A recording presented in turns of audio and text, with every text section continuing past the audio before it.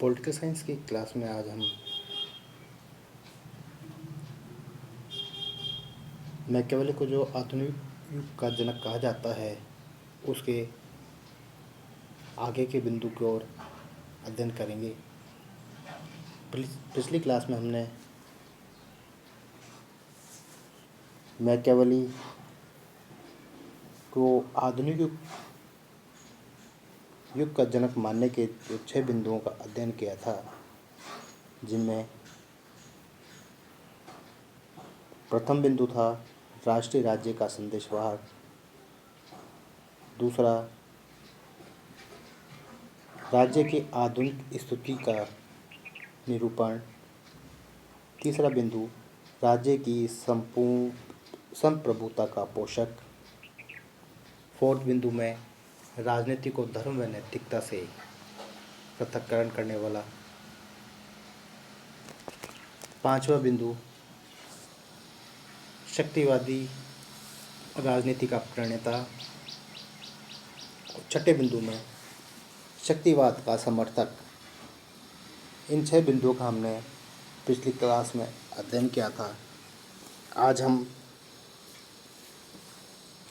आधुनिक युग के जनक मानने में जो इसका 7वां बिंदु है, वो भौतिकता और उपयोगिता के समर्थक के कारण भी इसे आधुनिक युग का जनक माना जाता है। इस बिंदु में मैकियावेली के अनुसार मानव को सुख की कल्पना करनी चाहिए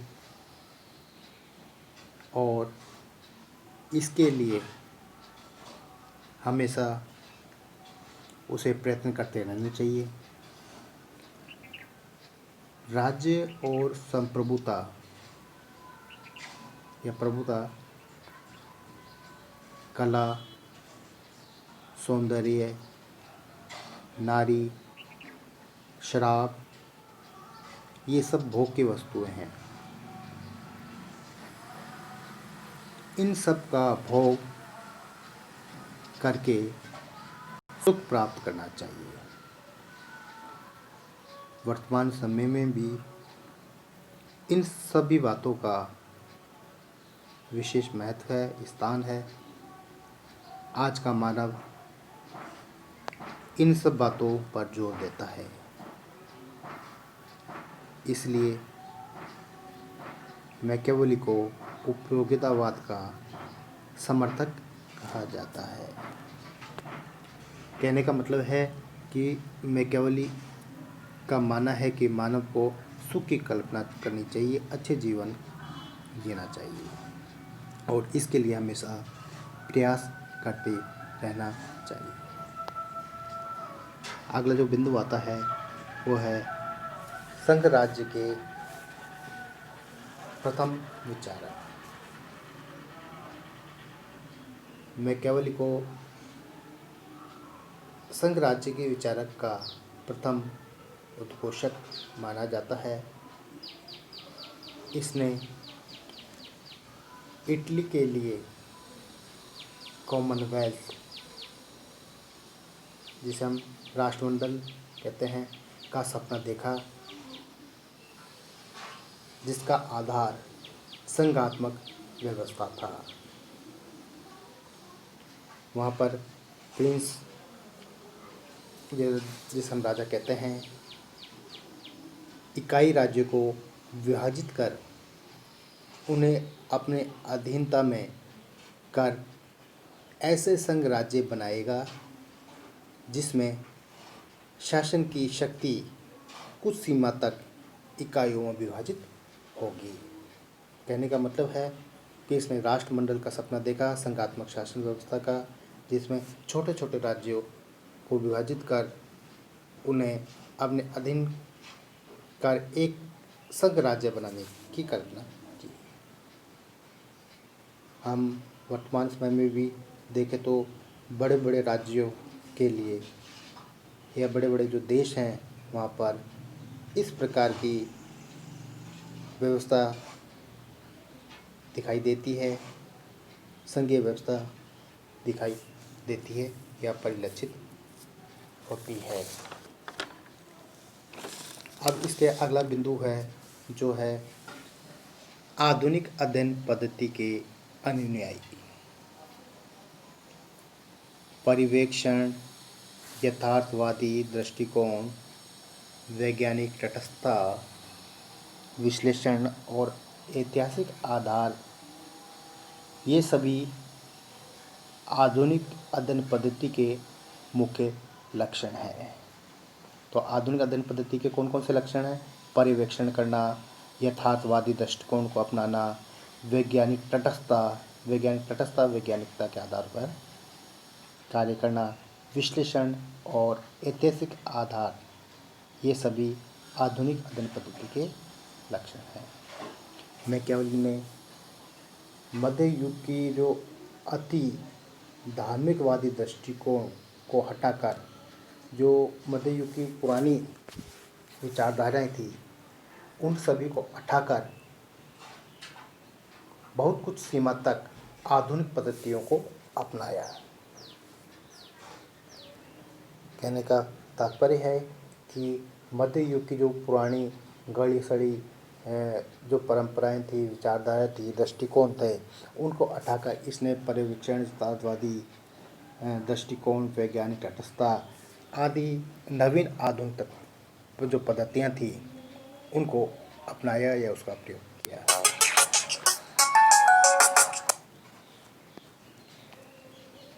उपरोक्त विवेचना के आधार पर हम कह सकते हैं कि मैकियावेली ने राजनीतिक दर्शन में आधुनिक युग की जो प्रवृत्तियाँ ही मुख्य हैं, इसलिए इसे बहुत कुछ सीमा तक आधुनिक युग का जनक कहा जा सकता है।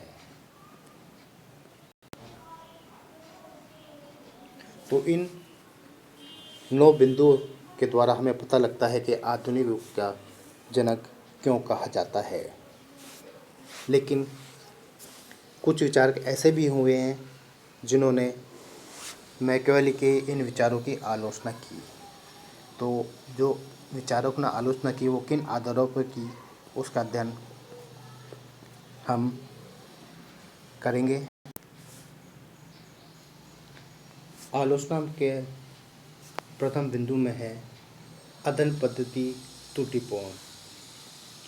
कई आलोचकों का जो मानना है कि जो मैकियावेली की अध्ययन पद्धतियाँ हैं उनमें काफ़ी त्रुटियाँ हैं या त्रुटिपूर्ण है, सही नहीं है। वे ऐतिहासिक पद्धति को जो है ऐतिहासिक पद्धति उसका गलत प्रयोग करता है। वह अपने अनुभव से कुछ धारणाएं तो बना लेता है और इतिहास में से या इतिहास के माध्यम से उन्हें सही करने के लिए प्रयास करता है या उदाहरण ढूंढता है। इस प्रकार उसकी जो अध्ययन पद्धति है वो त्रुटिपूर्ण है। सेकंड बिंदु आता है मानव स्वभाव। मैकियावेली ने केवल जो मनुष्य है उसके केवल एक ही पक्ष का अवलोकन किया या एक ही पक्ष के बारे में व्याख्या की। मनुष्य का स्वभाव का दूसरा पक्ष भी होता है जिसमें सहयोग, विश्वास, आदर आदि न जाने काफ़ी अच्छी बातें समाहित होती हैं। तो मैकियावेली के द्वारा पूर्ण रूप से जो दूसरा पक्ष है उसकी उपेक्षा की। केवल उसने मनुष्य के निकृष्ट एवं स्वार्थी रूप को ही देखा और उसकी व्याख्या की। इस प्रकार मानव स्वभाव का एक चित्रित अध्ययन करना पूर्णतः गलत है। तृतीय बिंदु आता है राजनीति में नैतिकता की उपेक्षा। मैकियावेली ने राजनीति से धर्म और नैतिकता की पूर्ण उपेक्षा की है। इनके बारे में कुछ ज़्यादा नहीं कहा है। वह इन्हें राज्य के हित साधने वाले साधनों के रूप में ही मानता है और राजनीति के लिए एक प्रकार का भ्रष्ट होने का मार्ग खोल देता है, क्योंकि नैतिकता एक आवश्यक है राज्य के लिए, जो राज्य को एक अच्छे मार्ग की ओर ले जाती है। लेकिन इस पक्ष की वह पूर्णतः उपेक्षा करता है। अगला जो बिंदु आता है वह है राजनीति विज्ञान के जो मूल प्रश्न हैं उनकी उपेक्षा। तो आलोचकों का मानना है कि मैकियावेली ने इसके मूल प्रश्नों की पूर्णतः उपेक्षा की है। वह अपने ग्रंथ में राज्य का स्वरूप, संप्रभुता के उद्देश्य व शासन के विभिन्न अंगों के पारस्परिक संबंधों के बारे में कुछ नहीं बताता है। अतः उसका सिद्धांत केवल राज्य के संरक्षण सिद्धांत तक ही सीमित है।